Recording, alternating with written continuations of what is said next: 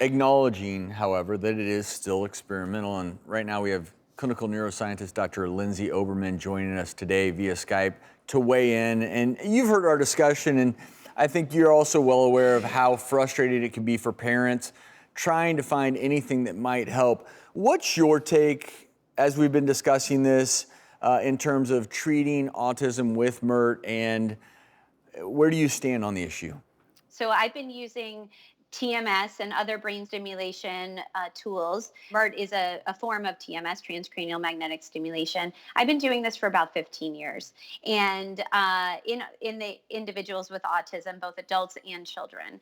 And TMS and MERT uses a very large magnetic field where we know that magnetic field can modulate brain networks and brain circuits. The question remains as to what brain circuit do we want to modulate and in what way that will lead to a positive change in terms of behaviors. So we want to be improving language. We want to be improving things like the reducing the meltdowns or improving social interaction or presence, as he mentioned. But what types of protocols with types of brain stimulation do we need to put in to do that is still unknown. So the concern as a research field that we have is that there's only been one single, very small scale clinical trial in individuals with autism. It was adults, in fact, that showed very small improvements over a placebo control condition where there was no magnetic field at all.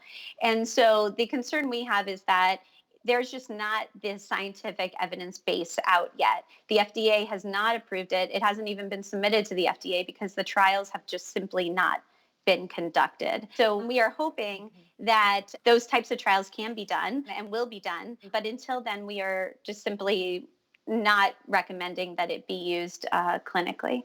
And I know it's still experimental and you're still learning, but just based on the experiences you've had, is there a way to tell which autistic children are more likely to respond to treatment?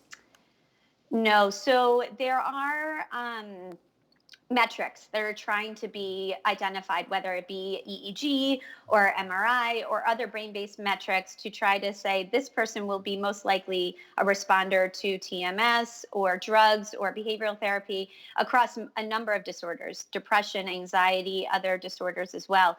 And that metric has, again, unfortunately not been identified as of yet.